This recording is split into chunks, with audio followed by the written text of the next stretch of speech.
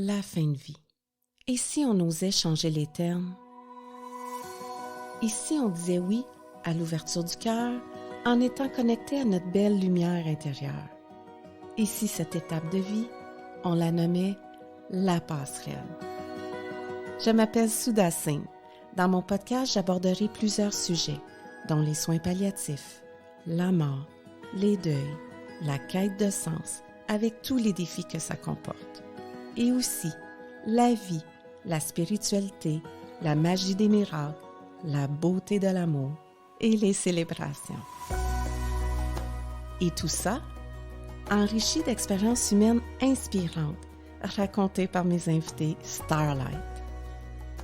Alors c'est avec le cœur rempli d'amour que je vous invite à vivre un moment de douceur, de bienveillance et qui regorge d'étincelles. Pour toi, pour nous. Bienvenue dans mon podcast La Passerelle.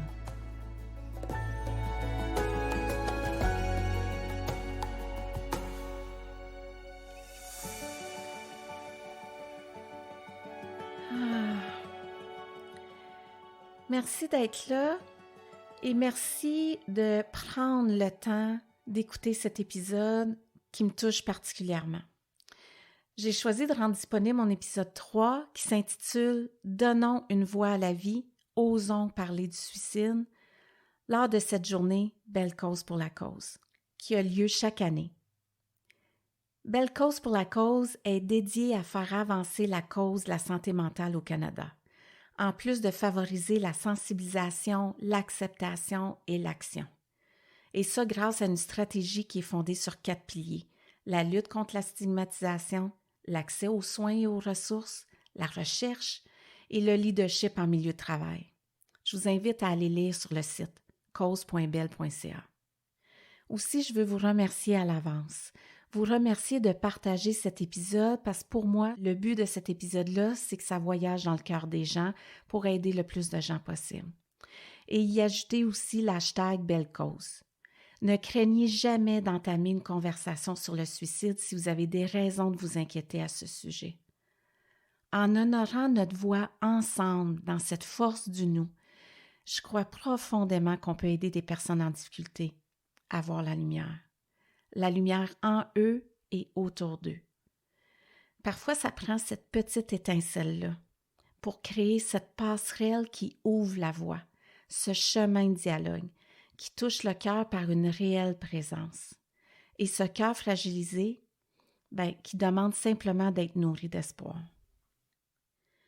Avant d'écouter la belle entrevue avec notre merveilleuse Starlight, Julie-Olivier Demers, qui nous livre son récit d'une voix si humaine, généreuse, vraie, puissante, touchante, je vais vous partager 2 petits bouts de mon récit de vie.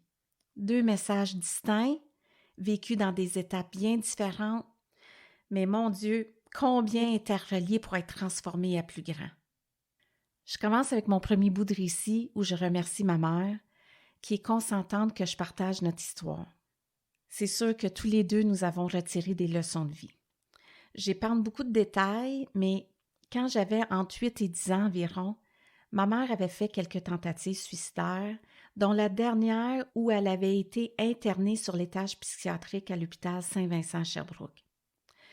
Elle me raconte encore aujourd'hui que ce dernier épisode a été comme un électrochoc pour elle, comme un éveil. Elle se souvient aussi qu'un intervenant lui avait nommé que ses 2 filles avaient besoin d'une mère en vie. Dans son cas, elle s'est tournée vers la prière et elle dit encore aujourd'hui que ça l'a sauvée. Et depuis ce moment-là, elle n'a jamais refait une tentative suicidaire. Moi, étant l'aînée, je suis consciente que dans mon cœur de petite fille, je me suis sentie responsable à ce moment-là et je me suis sentie responsable pendant plusieurs années.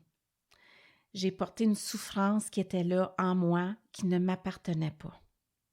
Heureusement, dès la vingtaine, je me suis intéressée à la croissance personnelle et j'ai aussi fait des études pour être infirmière. Donc, j'ai été comme plongée dans ce goût du développement personnel. J'ai toujours porté un message aussi de vouloir grandir et évoluer. puis ça pour mon bien et pour le bien des gens autour de moi. Je suis aussi consciente que j'ai développé le pattern de vouloir sauver des gens. Ce qui m'amène à mon deuxième bout de récit, passé il y a 3 ans.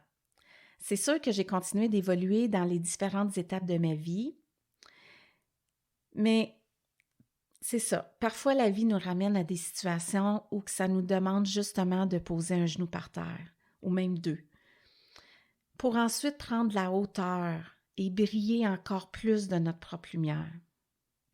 Je vous rappelle un passage de mon épisode 0 que je vous avais partagé. Après plusieurs situations qui m'ont demandé de prendre soin des autres, de vivre plusieurs deuils aussi dans un temps rapproché, et tout ça dans une énergie très lourde et négative, je ressentais à ce moment-là que tout s'accumulait en moi. Oh, que j'ai eu besoin de déposer mes 2 genoux au sol, de pleurer et de fermer mes yeux. À ce moment-là, mon médecin m'avait signé un arrêt de travail. Je me souviendrai toujours qu'à mon premier matin d'arrêt, je prenais mon café en écoutant Salut Bonjour. Dave Morissette a livré, je souris ici parce que Dave Morissette, je l'adore, mais ce matin-là, il a livré un témoignage touchant sur son frère décédé d'un suicide. Il a dit d'être à l'affût des gens qui sont des rayons de soleil. Ces rayons de soleil qui sont souvent des piliers dans notre vie. Il dit aussi que si l'on remarque du jour au lendemain que ces personnes ne sourient plus, de se questionner. Et là, à ces paroles-là, oh my God, que j'ai pleuré. Parce que je me suis tellement reconnue. Je n'avais pas d'idée suicidaire, mais j'ai réalisé à quel point j'étais souffrante. J'ai pris conscience de ma posture aussi de sauveur. Une posture que j'ai probablement développée lorsque je prenais soin de ma mère à un trop jeune âge. J'avais cette croyance que pour être aimée, je devais porter la souffrance des gens pour les aider. Alors, dans ma démarche de reconnexion avec moi, je me suis libérée de ce pattern. Et dans cette nouvelle posture que j'ai choisie, une posture tellement plus légère, j'ai appris à cultiver ma guidance intérieure. Puis pour moi, c'est un cheminement qui est tout à fait normal de vouloir aider les gens en les inspirant à cultiver leur propre guidance intérieure et à donner une voix à la vie. Sur le site parlonssuicide.ca, il est écrit que le suicide touche les personnes de tous les âges et de tous les milieux. On est tous touchés de près ou de loin par le suicide. Donc, donnons une voix à la vie. Maintenant, voici l'entrevue où Julie nous démontre que de se montrer dans sa vulnérabilité, c'est l'une des plus grandes forces cachées de l'humain. Un petit rappel que c'est son récit de vie, raconté par toute sa charge émotive empreinte en elle. Le but, c'est pas de mettre un blâme sur une personne, ni de poser un jugement sur des caractéristiques en lien avec la santé mentale. Chacun a son propre processus, son propre chemin. Le partage d'une partie de son récit est vraiment dans un but de créer de l'espoir. Un espoir qui se traduit tellement dans une démarche profonde vers l'amour et la compassion de soi, et vers cette reconnexion à soi et aux autres. Ah, Julie! Sue! Je suis tellement contente de te recevoir aujourd'hui dans mon épisode podcast qui s'intitule « Donnons une voix à la vie, osons parler du suicide ». Merci, Sue, de me recevoir aujourd'hui. C'est Julie Olivier Demers. C'est une amie, puis aussi on a travaillé ensemble dans le passé au Val-Saint-François, quand on faisait là, des services à domicile. Oui. Ça a été une très belle période, puis pour moi, c'est vraiment un honneur, un privilège de t'accueillir chez moi aujourd'hui, puis qu'on puisse partager cette voix-là que tu as pour faire du bien dans le cœur des gens. Mais merci, Sue. C'est un honneur pour moi aussi. J'ai été voir sur le site du gouvernement du Canada, parlonssuicide.ca, puis on peut y lire des statistiques troublantes. Au Canada, 11 personnes se suicident chaque jour, Pour chaque suicide, jusqu'à 135 personnes sont touchées. Le 16 décembre 2018, tu nous as écrit sur les réseaux sociaux « Hier, ça l'a fait 2 ans, jour pour jour, que le père de mes 2 grandes filles a décidé que ça se terminait là pour lui. Pas de discussion à avoir, pas de dialogue possible, c'était fini, définitivement, et il nous l'a mis en pleine face. Bang de même. Enceinte de 39 semaines, j'ai dû annoncer à mes filles la terrible nouvelle à leur retour de l'école, dans leur euphorie de semaine avant Noël. J'ai dû poignarder à coups de machette leur bonheur, leur légèreté et leur candeur, et teindre en noir la magie des fêtes dans leur petit cœur d'enfant. Oh là là, Oui. c'est quelque chose, fait que je te laisse t'exprimer là-dessus. Oui, ben en fait, c'est ça. C'est arrivé le 15 décembre 2016.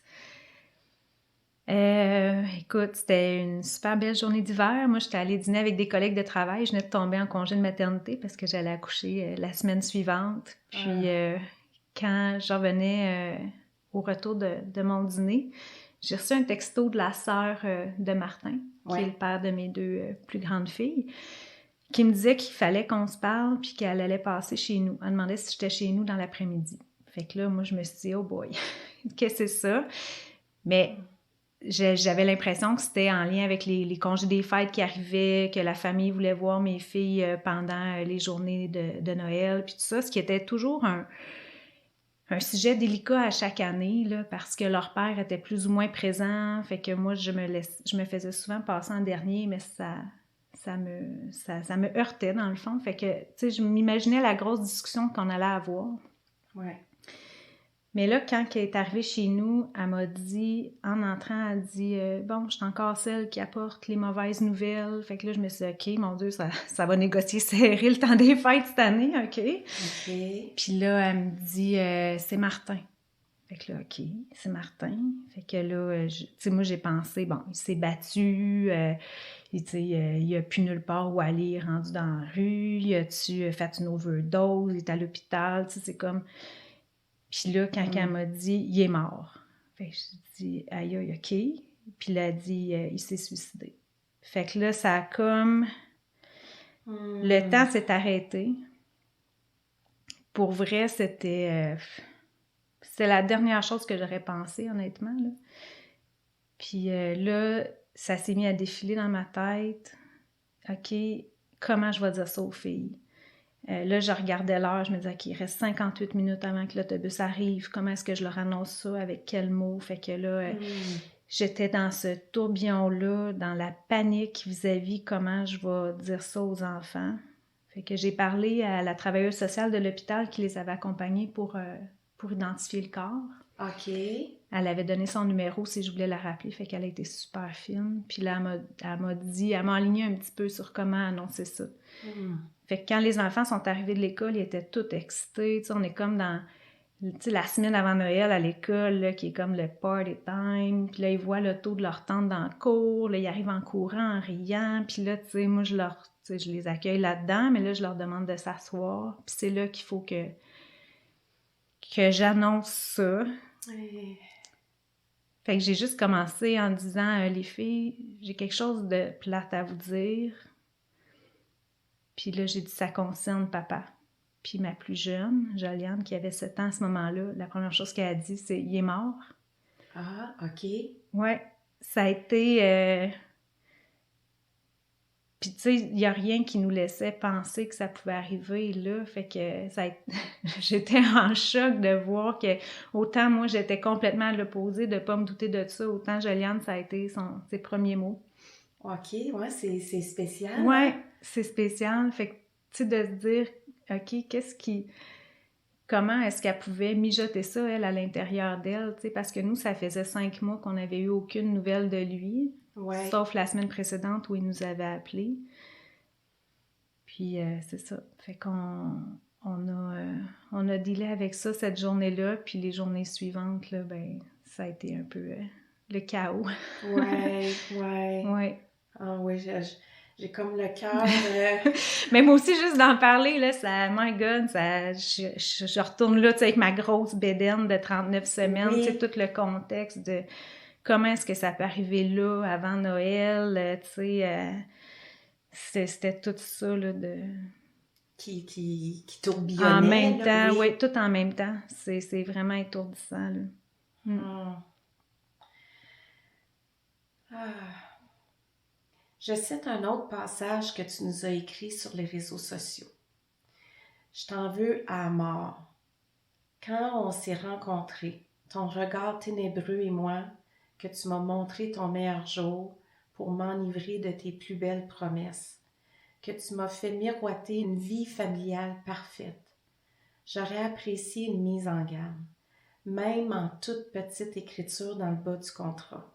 Juste un petit quelque chose qui m'aurait averti à quel point tu nous amènerais dans le fond du baril avec toi.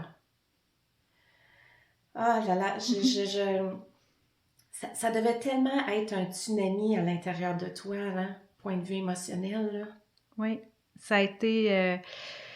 c'est sûr que les premiers jours, là, c'était vraiment le choc, là. Moi, pour vrai, on dirait que mon cerveau était pas capable de processer ça, là. Il enregistrait pas l'information. Ou c'était très dans le rationnel, là. C'était comme une information à l'extérieur de moi, là, comme si c'était à une autre personne que ça s'adressait, dans le fond. Puis avec les enfants, mais on y allait vraiment au jour le jour, qu'est-ce qu'ils voulaient sur le moment présent, dans le sens, bon, est-ce que vous voulez aller à l'école aujourd'hui? Puis étonnamment, dès le lendemain, les filles voulaient aller à l'école. OK. Ouais, eux autres, c'était...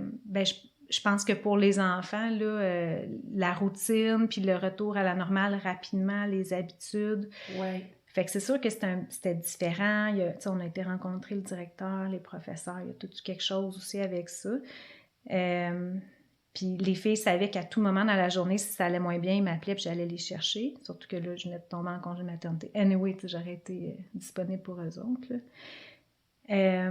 Puis on était beaucoup aussi dans tout le souci de OK, là, moi, je suis censée accoucher. Ma date prévue, c'était le 23 décembre. OK. Fait que là, quand j'ai rencontré le médecin, là, je disais, ouais, mais là, si j'accouche pas le 23 décembre, tu sais, moi, j'ai des funérailles là, qui arrivent, je vais être là pour les filles. J'avais la date de funérailles. Là, elle disait, parce qu'au début, elle a dit, on peut te provoquer, mais là, je voulais pas accoucher à Noël. Je voulais pas que mes filles soient sans leur mère ni leur père dans cette nouvelle-là à Noël. Ouais. Je voulais être là pour les funérailles. Fait que bref, on avait prévu ma date d'accouchement le 27 décembre. Pour être sûre que je sois sortie de l'hôpital le 29 pour les funérailles. T'sais, fait que c'est un peu fucké, là. Oui. Comme situation, ouais. Là, tu dis, OK, fait qu'on était là-dedans, finalement, j'ai accouché le 22, fait que c'était toutes ces émotions-là, puis toute la... Tu sais, moi, j'étais beaucoup dans la douleur de mes filles à ce moment-là, là, tu sais, ouais.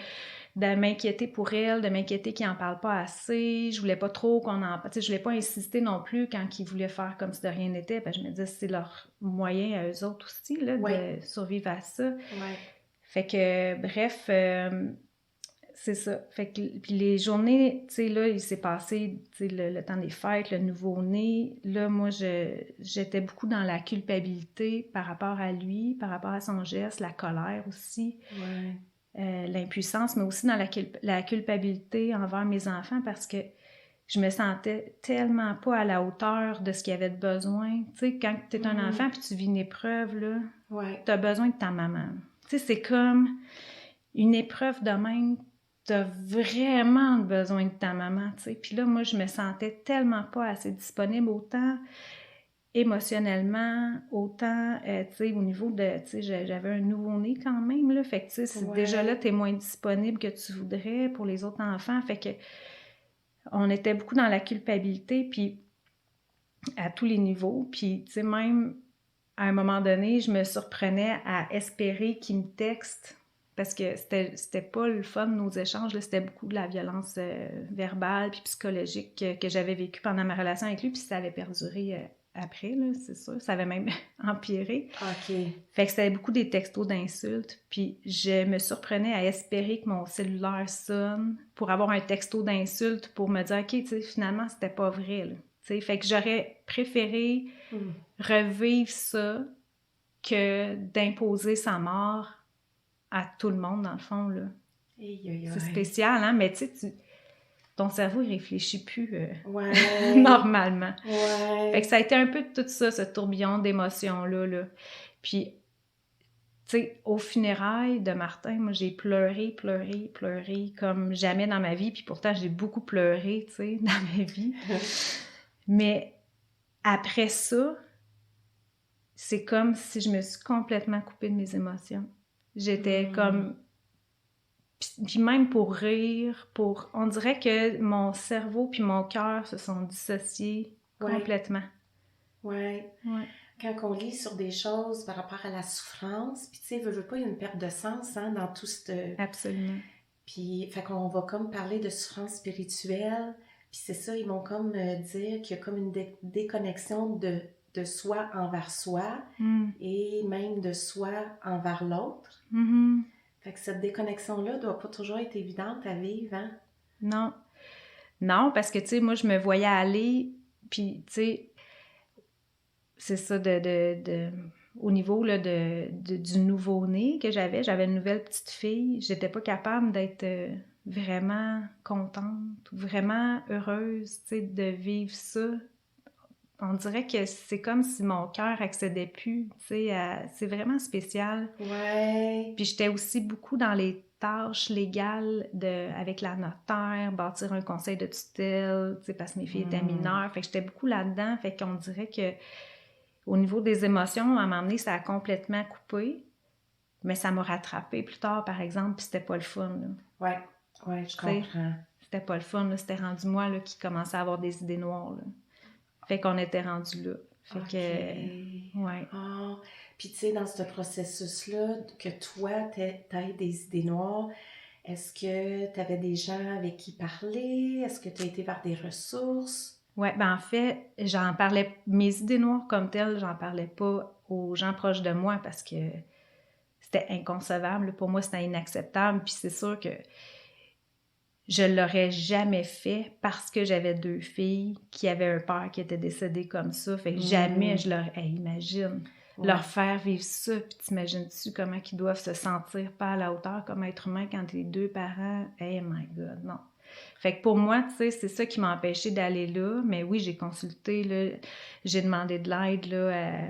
J'étais allée voir une travailleuse sociale, là, puis vraiment, elle m'a guidée beaucoup là, dans tout ce processus-là, les émotions de culpabilité, puis de colère envers moi-même, puis de tristesse envers lui, puis de la compassion qui est correcte, mais quand c'était rendu trop, là, je portais sa douleur à lui, là.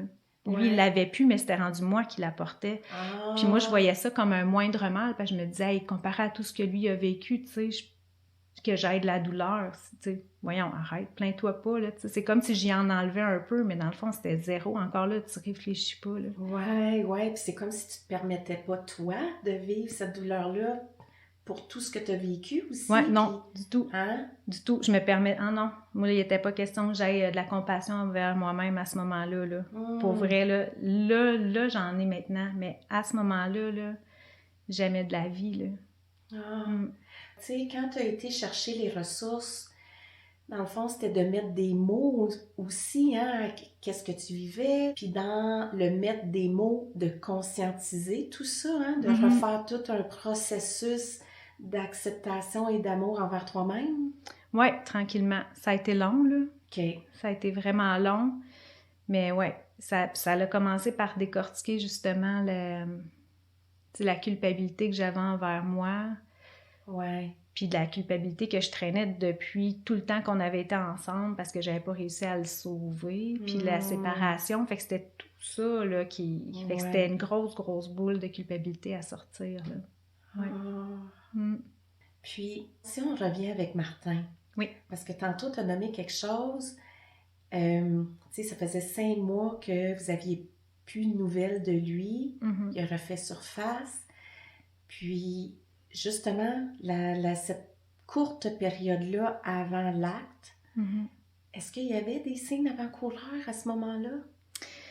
Ben, tu sais, moi, dans le fond, je lui avais parlé au téléphone une dizaine de minutes parce qu'il voulait reprendre contact avant Noël avec les enfants. OK. Mais non, tu sais, il n'y avait pas de... Puis, tu sais, le sujet du suicide avec lui, c'était un sujet, tu sais, vraiment récurrent, là, dans le sens qu'à la minute, ben, tu sais, il y avait beaucoup de menaces de suicide. Tu sais, on était dans la... Ben, pas moi, mais lui était dans la toxicomanie. OK. Tu sais, on était dans une relation où que, tu sais, il usait beaucoup de violence verbale, psychologique. Fait que je vais me tuer, tu me verras plus, tu vas être bien contente, ça va être écrit sur ma tombe que c'est de ta faute. Ça, j'en ai eu, là, pendant les 7 ans qu'on a été ensemble, puis les années qu'on a été séparés par la suite aussi, là. Ouais, OK, je Fait comprends. que ça, c'était vraiment... Puis moi, au début, quand on était en couple, c'est sûr que de recevoir ça, tu sais, qu'il voulait se tuer, bien, ça m'inquiétait énormément. Mais à un moment donné, il m'a dit, parce que là, tu sais, je pleurais, puis je voulais pas qu'il fasse ça, puis tout ça. Puis là, il m'avait dit, inquiète-toi pas, je suis bien trop lâche pour faire ça, je le ferai jamais. Fait que là, ça m'avait vraiment rassurée.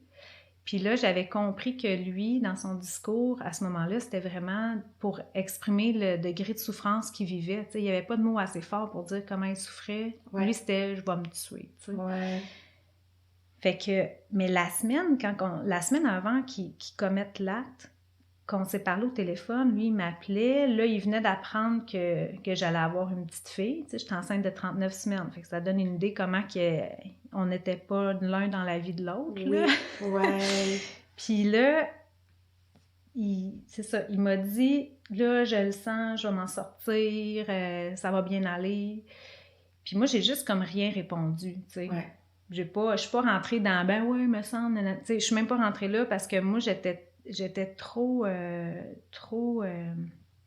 à l'envers de cet appel-là. Tu sais, un retour après 5 mois, juste avant Noël, je savais pas trop comment adresser ça, tu sais. Ouais.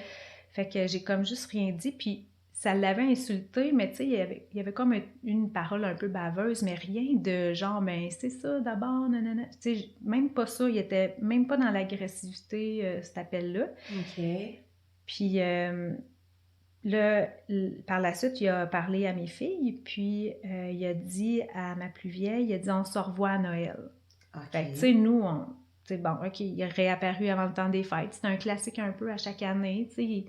Même quand il disparaissait quelques mois, c'était sûr qu'il revenait dans le temps des fêtes. Fait que on s'en est pas fait. Fait que non, il n'y avait pas eu de signe avant-coureur pour cet épisode-là, là, aucunement. OK. Puis, tu sais, j'en reviens juste parce qu'au début, tu disais quand tu abordais la toxicomanie. Ah oui, hein? Mais, tu sais, veux pas, moi... Ça parle. Ça parle. Oui. Parce que veux pas, tu vis oui. aussi, hein? Oui. Ça crée des dommages collatéraux. Ah oui, on vivait, tu sais, je veux dire, moi, je consommais pas, mais je vivais autant les conséquences que lui, là. Autant. Tu sais, les pertes d'emploi, les impacts que ça avait sur nos enfants, sur sa famille, tu sais. C'est clair, là. Ouais. Tu sais, fait que c'est lui qui créait les conséquences, mais tu sais, moi, c'est sûr que quand il perdait son emploi, je vivais autant que lui le drame, là, tu sais. Tout à fait. Tu sais, nous, dans notre cas, moi, j'essayais le plus possible de le diriger vers des ressources, puis il en a fait, là, des démarches, il a fait des thérapies, je l'ai accompagné, il a lâché en cours de route, je suis allée le rechercher, tu sais. Ouais. Fait que ça a fait partie de notre histoire aussi, là, parce que s'il n'y avait jamais eu d'espoir que ça allait se régler, tu sais, est-ce que j'aurais été 7 ans en couple? Je sais pas. Tu sais, je pourrais pas dire. Mais on est dans le typique codépendance, là, tu sais. Ouais. On est là-dedans. Puis, tu sais, il y avait aussi des fragilités au niveau de la santé mentale. Fait que, tu sais, c'est sûr que moi, j'encaissais ça de mon côté, puis j'essayais de supporter parce que la famille, tu sais, il fallait tellement sauver notre famille. Ouais. OK, un autre écrit que tu as fait sur les réseaux sociaux, ben moi, en tout cas, c'est une phrase qui pour moi, ça a été percutant. Le suicide, un geste posé dans le silence. Ah là là. Fait que pour toi, ça veut dire quoi ces mots-là? Et ce fameux silence-là, quel impact ça a eu chez toi et chez tes filles aussi? Ben le silence, c'est parce que nous, dans notre cas, on n'avait pas de lettres, on n'avait pas de mots, on n'avait pas rien. On n'avait aucune explication. Fait que quand tu n'as pas de réponse à tes questions, tu tournes en rond, mais tu t'en donnes toi-même parce que c'est invivable de ne pas avoir de réponse jamais. Fait que les réponses que tu te donnes, des fois, ben c'est pas... tu sais, ça crée un mal-être supplémentaire, là. Comme moi, c'était beaucoup la culpabilité. Tu sais, je me sentais donc coupable d'avoir refait ma vie, d'attendre un bébé. Je me sentais coupable que nos filles soient heureuses dans notre nouvelle petite famille, Ouais. parce que lui, ça le ramenait à son sentiment d'échec. Fait que, tu sais, ce silence-là, ça a tout créé ça. Puis au niveau des enfants, ce que ça crée, c'est que vu que moi, j'avais pas de réponse, les réponses que je leur apportais quand ils posaient des questions, ça pouvait juste être vague, tu sais, de dire... pourquoi papa a fait ça? Pourquoi papa a fait ça? Tu sais, parce que papa, il avait des gros problèmes, il était malade dans sa tête, ça allait pas bien, il y avait de la drogue, fait qu'il réfléchissait plus comme il faut, fait que là, il voyait plus les solutions.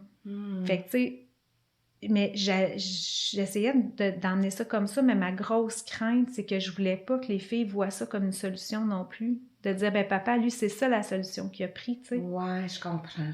Fait que là, j'exposais vraiment, mais il y avait plein d'autres solutions avant ça, mais papa, il les voyait plus, tu sais. Puis il en est venu là. Mais c'est sûr que en ayant des réponses aussi claires que ça, tu sais, les enfants, c'est pas très concret, fait qu'à un moment donné, ils en posent plus de questions, là. Ouais. Fait que moi, j'ai l'impression que ce silence-là, cette non-réponse-là qu'on avait, parce qu'on n'avait pas de réponse, nous, à nos propres questions, mais ça fait que les filles, tranquillement, ont arrêté d'en parler puis sont restées avec leurs petits baluchons bien serrés, là. Moi, c'est mon impression. OK. Oh, ça parle, ça, ce symbole-là aussi. Suite à ce message-là que tu avais écrit, le suicide, un geste posé dans le silence, ça m'a comme dit, oh mon Dieu, faire taire ce silence-là. Puis là, j'ai comme visualisé vraiment là, cette passerelle que l'on peut créer pour permettre le dialogue, pour ouvrir les discussions. Puis ça, pour élever le langage et y apporter plus de présence et de conscience. Et je sais que tu as vécu cette passerelle-là avec ta plus grande fille, hein? Oui, avec Jasmine. Hey, là, je vais devenir super émotive. Ouais, c'est parfait. Ouais, avec Jasmine. Jasmine, elle a 16 ans et demi maintenant. Là, elle va avoir 17 dans vraiment pas longtemps. Puis cet été, elle est venue me voir à m'emmener, puis elle vivait quelque chose dans sa vie d'adolescente, qui n'était pas relié à ça du tout, puis elle voulait qu'on en parle, ce qui est quand même exceptionnel, parce que c'est une petite fille qui est très introvertie dans la vie. Puis là, de fil en aiguille, elle s'est mise tranquillement à me poser des questions sur son père. Puis moi, jusque-là, ce que je disais à mes filles, c'était... Si à un moment donné, tu as des questions en lien avec papa, viens me voir, pose-moi-les, puis tu sais, je vais juste y aller avec ce que tu es prête à entendre, je vais te dire la vérité, mais tu sais, je vais y aller dans la douceur. Fait que moi, je leur disais ça parce que j'avais toujours peur qu'ils gardent ça pour eux, qu'ils questionnent pas à leur goût, mais en même temps, je voulais pas pousser les choses. Ouais. Fait que là, pendant cette fameuse soirée d'été-là, c'est ça, Jasmine, on était dehors, puis on a parlé pendant 3 heures de temps. Elle me posait des questions un peu sur lui, sur notre vécu de famille, parce qu'il y a bien des choses, elle, qu'elle avait mis de côté puis qu'elle se rappelait pas. Puis des choses aussi, beaucoup que j'avais cachées, ou tu sais, que je les avais protégées comme je pouvais. Ouais. C'était des petites filles, là, tu sais. On s'est séparés quand il y avait 3 et 6 ans, fait qu'ils étaient vraiment tout petites. Okay. Puis c'est demeurer dans le respect, mais tout en disant les vraies choses. Puis on a ouvert autant, là, c'est ça, sur la violence que j'avais vécue, sur la toxicité d'une relation en général, puis ça l'ouvrait aussi sur, tu sais, toi dans la vie, là, tu sais, mets ton red flag rapidement pour ces affaires-là. Fait que ça l'a ouvert sur des belles choses. Puis ça l'a permis de... Parce que Jasmine, je pense qu'elle a toujours idolâtré son papa, tu sais. Il était beau, il était fin. Tu sais, c'était une victime là-dedans. C'est maman qui était trop sévère parce qu'elle mettait des restrictions au niveau de la garde, parce qu'elle n'était pas au courant de toute la consommation, puis tout ça. Fait que, tu sais, elle avait juste quelques petits morceaux de puzzle. Mais là, en ayant cette discussion-là, j'ai l'impression que ça a comme tout emmené une cohérence dans l'histoire. Puis, tu sais, l'histoire traçait aussi le portrait pour que ça se rende à aller jusqu'à commettre l'acte suicidaire, dans le sens que c'est pas arrivé du jour au lendemain, là, il y a toute une histoire en arrière de ça. Fait que c'est un peu ça, la passerelle, tu sais, vers le dialogue, puis ça l'a ouvert, tu sais, Jasmine, on a fini cette conversation-là, puis elle m'a dit « Maman, t'es tellement forte, là. » Puis ça, là, ça a comme... Je m'étais mis à pleurer parce qu'elle m'avait jamais dit ça, mais je suis certaine qu'elle avait jamais pensé ça. Okay. Moi, j'étais comme pas... Tu sais, c'est ça, comme je disais tantôt, j'étais celle qui mettait des limites, puis j'étais celle qui était comme plate parce que fallait que je limite des affaires avec leur père. Ouais. Mais là, elle a comme réalisé, aïe, aïe, tu sais, ma mère, elle a fait des choses pour nous préserver, puis elle avait beaucoup de reconnaissance aussi parce qu'elle dit, j'ai l'impression que mon enfance, elle a quand même été belle, puis moi, ça m'a rassurée parce que j'avais eu peur qu'il y ait plein de traumatismes au cours de toute leur enfance, mais finalement, c'est sûr qu'ils en ont eu avec ce qui s'est passé à la fin, puis tout ça, mais j'ai quand même réussi à les préserver malgré tout. Fait que ce dialogue-là, ça l'a vraiment ouvert à quelque chose d'extraordinaire. Oh, wow! Ça, il y a comme plein de pépites d'étincelles hein, dans qu'est-ce que... Puis tu sais, moi... J'étais en train de lire un livre sur Jacques Quintin, l'auteur, puis il parle dans ce pont de dialogue-là de faire le récit de vie. Fait que tu sais, toi, tu as pu refaire ce récit de vie-là avec ta grande fille. Oh mon Dieu, que c'est précieux, là. Oui. Puis tout en mentionnant ses bons côtés aussi, tu sais. Puis en expliquant aussi comment... lui, tu sais, ce que lui avait pu vivre avant, tranquillement le rendu là, tu sais, j'ai pas juste exposé le dark de l'affaire, tu sais, fait que c'était vraiment, plein de richesses. Oui, vraiment.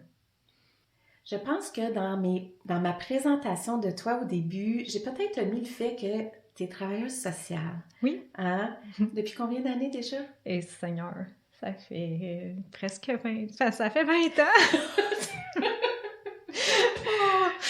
Oui. 20 ans. Oui. Ah, puis tu sais, moi, je me rappelle plein de souvenirs, hein, de situations où on a jasé par rapport à des expériences clients, puis il y avait plein de richesses là-dedans. Puis je sais que tu accompagnes des gens face à ces épreuves-là aussi. Oui. Fait que dans le fond, c'est quoi les ressources généralement que tu leur proposes? Oui, ben moi, en fait, je suis à l'accueil psychosocial maintenant. Tu sais, j'ai changé du soutien à domicile à l'accueil psychosocial, donc je suis vraiment en première ligne là, pour quand il y a un suicide qui vient de se produire ou quand il y a des gens qui ont des idées suicidaires. Puis les ressources là, qui sont extraordinaires pour ça, c'est sûr qu'il y a le 1-866-APPEL, APPELLE. OK. Puis ça, si on google ça sur Internet, tu peux même chatter avec des intervenants. Tu sais, quand tu ne traites pas parler au téléphone, là, quand ça va pas, là. Fait que ça, c'est magnifique. Sinon, il y a suicide.ca. Ça aussi, tu peux chatter avec des intervenants. Puis il y a toutes des outils aussi pour la famille. Tu sais, la famille qui s'inquiète de quelqu'un ou qui vient de vivre un suicide. Fait que ça, c'est vraiment intéressant. C'est sûr qu'à Sherbrooke, on a Je vis aussi, là, qui est extraordinaire là, pour ça, qui est une belle ressource, puis qui offre aussi des suivis pour les enfants qui ont vécu ça. Nous, on n'a pas pu en bénéficier parce que dans le temps, le service était plus ou moins débuté. Là. Okay. Mais maintenant, je sais que ça se fait. Sinon, ce que je propose, il y a le 811 option 2, qui est aussi 24 heures sur 24, 7 jours sur 7. OK. Puis, il y a, c'est sûr que quelqu'un qui veut consulter, mettons, au privé, il y a toujours l'ordre des psychologues puis l'ordre des travailleurs sociaux qu'on peut aller voir, puis on voit leur spécialité. Fait que je crois qu'il a, suicide ou, tu sais, endeuillé par suicide, là, il doit l'avoir, ça, comme option pour choisir quelqu'un au privé. Fait que c'est vraiment intéressant. Fait que moi, c'est ça que je propose, là, dans mon travail. Bon, excellent. OK. Oui. Puis, avec le temps. Oui. Puis cette notion de prendre le temps d'aller puiser dans les ressources intérieures qu'on a, les ressources externes, toute cette richesse des discussions que tu as pu vivre au fil du temps, le langage qui s'élève, tout ce processus-là, ça fait déjà 6 ans. Ouais. Ta posture aujourd'hui par rapport à tout ça? Ben, c'est sûr que, tu sais, il y a des moments plus, tu sais, que c'est plus présent, mettons, ou qu'on se sent un peu plus vulnérable par rapport à ça, mais de manière générale, là, je suis complètement ailleurs, là, tu sais. Okay. Honnêtement, la culpabilité, ça fait plus partie de mes pensées quotidiennes, puis même avant, je te dirais que c'était... à chaque heure, là, j'avais un sentiment, c'était omniprésent. Maintenant, je te dirais que je vois plus vraiment le suicide comme un mauvais sort. On a reçu un mauvais sort, dans le sens qu'on n'avait aucunement demandé pour ça. Puis Martin, en voulant enrayer sa souffrance, ben, il a mis fin à sa vie. Fait que lui, il a fini avec sa vie, il a fini avec sa souffrance, mais c'est nous qui l'avons reçu, tu sais. Fait que là, c'est vraiment de... Maintenant, j'ai l'impression que toute la souffrance qu'on a eue, ça ne nous appartenait pas. Puis c'est là que c'est important d'aller consulter pour essayer de démystifier ça, mais aussi de se libérer de ça. Maintenant, je suis là. Puis je suis vraiment dans plus de la bienveillance envers la Julie qui a vécu ça au début. Okay. Tu sais, il y a 6 ans, là, quand je repense à ça, là, premièrement, on dirait que c'est pas mon histoire. On dirait que c'est l'histoire de quelqu'un d'autre, là, tellement j'étais pas là. Mais quand je repense à ça, quelqu'un me raconterait ça, là, je me dirais « Oh mon Dieu, tu sais, j'ai beaucoup de compassion. » Oui. Puis, tu sais, j'ai beaucoup... par rapport à Martin, je suis beaucoup moins dans la colère. C'est sûr que des fois, il y a des choses qui me choquent encore, mais je suis plus dans la compassion pour lui aussi, tu sais, de dire « Aïe, aïe, tout ce qui a manqué. » Puis tout ce qui va manquer, là, tu sais, on est dans des tournants avec nos enfants, puis tout ça, puis au début, je portais sa souffrance, j'avais tellement mal pour lui qu'il ne vive pas ça, mais là, je me disais, OK, ça ne m'appartient pas, là, tu sais, je veux dire, à m'emmener, même si je portais sa souffrance, lui, ça ne le rendra pas plus là, puis plus apte à être un bon papa, là. Fait que là, j'en suis là, puis je pense que les filles aussi ont beaucoup progressé là-dedans, vraiment. Ah, Julie! Je leur dis encore, là, il y a plein de pépites d'étincelles. Ah, je te porte beaucoup dans mon cœur. Ah, merci, Sue. Beaucoup, beaucoup. Pour cet épisode-là, mon intention, c'était vraiment de créer un espace pour les personnes qui sont touchées par le suicide. Est-ce qu'il y a un message que tu aimerais transmettre aux gens qui vivent ça, qui ont vécu ça, puis que ça puisse leur apporter de la lumière, de l'amour, de l'espoir dans leur cœur? Bien, en fait, peu importe dans quel contexte, c'est normal qu'au début, on soit dans un tourbillon incroyable, un tsunami, que la terre s'ouvre en dessous de nos pieds. Puis, toutes les personnes, tu l'as dit tantôt, ça touche 135 personnes, chaque personne qui est décédée par suicide, fait que c'est clair. Toutes les personnes autour de nous vivent aussi leur tsunami, puis ça se peut que ça tourne pas du même bord. Nous autres, on était, ben c'est sûr, le bébé, on le compte pas, là, mais on était quand même 4 dans la maison. Là. Il y a mon conjoint aussi qui a vécu ça de sa manière, fait que de respecter ça, respecter votre rythme, celui de l'autre, même si des fois, ça peut être un peu choquant d'un sens, parce que il va vivre des étapes pas en même temps que toi. Tu sais, mettons, moi, pendant que je suis dans ma tristesse, lui, il va être dans la colère, vice-versa. Fait que là, tu sais, mais c'est d'essayer de se parler en respect, en tout respect, en prenant conscience que chacun vit ses choses à sa manière, puis éviter de vous poser des questions, tu sais, parce que c'est sûr que vous allez en avoir, mais vous n'aurez jamais de réponse. Puis je pense que c'est ça le pire, parce qu'on devient dans notre tête, puis c'est comme, là, tu sais, souvent on dit « Ah, c'est comme un hamster dans ma tête, là, c'est un hamster, là, sur le speed, là. » Tu sais, c'est comme ça part dans tous les sens, là, tu sais, quand tu as l'impression d'avoir comme un peu une réponse à une question qui n'a pas rapport, parce que c'est pas toi qui peux répondre, ben là, le lendemain, ta réponse, ça change aussi, fait que c'est vraiment essayer de stopper ça, puis de s'accueillir avec bienveillance là-dedans, tu sais, de dire « OK, là, ça va pas. » c'est normal, c'est correct, c'est pas ma souffrance. Essayer de se ramener avec ça, de dire c'est quoi ma souffrance à moi, parce que nous on a, mais au moins pas porter celle des autres. Ouais. Puis tu sais, de pas se taper sur la tête quand on a l'impression de pas être à la hauteur, par exemple, quand il y a des enfants impliqués là-dedans. Tu sais, moi, s'il y avait quelque chose que je dirais à la Julie il y a 6 ans, là, je dirais hey, slack au moins ce bout-là, là, Ouais. parce que t'en as déjà en masse sur tes petites épaules. Là. Ah. Fait que, tu sais, si les gens peuvent faire ça, puis aller chercher de l'aide, ça, c'est clair. Puis, Ouais. tu sais, ça peut être pas tout de suite après que ça soit arrivé, ça peut être 6 mois après, 1 an après, mais pour vrai, là, parce que si jamais il arrive d'autres choses malheureuses dans notre vie, même si ça n'a aucun rapport, si ce bout-là n'a pas été réglé, là, ça revient fois 1000. Là. Oui, oui. C'est un... Bon, excusez, mon chat.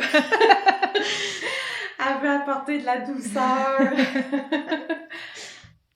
Julie, j'ai le goût de terminer ici en te disant, moi, j'ai eu un coup de cœur avec toi.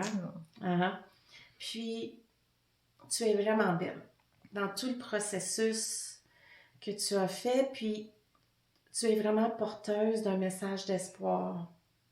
Vraiment. Fait que j'ai beaucoup de compassion pour tout ce que tu as vécu. Puis, je te le redis encore, merci, parce que je sais que ce message-là va voyager beaucoup dans le cœur des gens. Ben, tant mieux, parce que, justement, tu sais, tantôt, je disais à mon père qui est venu garder mon 4e enfant, parce qu'il s'en est passé des choses. Oui!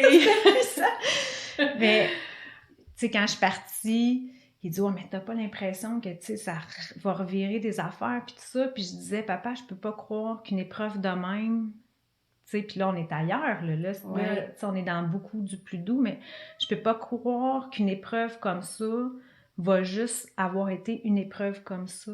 Tu sais, il faut s'en servir pour faire un peu rayonner l'espoir que ça peut aller mieux. C'est ça, ça prend du temps, puis c'est pas le fun, puis il y a encore des creux de vague, là, mais beaucoup moins creux. Fait que tant mieux si ça peut servir à quelqu'un. Oh. Fait que merci pour ta générosité, ton temps, tes paroles, ta force. Tout ça, là, c'est plein de lumière, puis ça va voyager dans le cœur des gens. Bien, merci à toi, Sue. Oh, je t'aime. Moi aussi, Sue. Je suis encore toute touchée, émue de cette belle entrevue. À travers de son expérience racontée, Julie donne une voix à la vie. Donc, Julie, encore merci, merci, merci. Julie nous a partagé quelques ressources. Il y a aussi Parlons Suicide Canada, une ligne téléphonique sans frais en tout temps, anglais, français, 1-833-456-4566. Et il y a aussi par message texte entre 16h et minuit en composant le 45645. Relié à ce sujet-là, à un épisode futur, j'ai vraiment le désir d'adresser la notion de réelle présence à l'autre. Dans un accompagnement où la personne vit un moment de difficulté ou de détresse, cette personne a besoin d'exprimer sa souffrance. Dans cette passerelle où l'on ouvre la voie vers le dialogue, il est vraiment de mon avis de cultiver notre posture d'accompagnant, d'intervenant, d'aidant, dans une posture de réelle écoute et d'accueil de la souffrance de l'autre.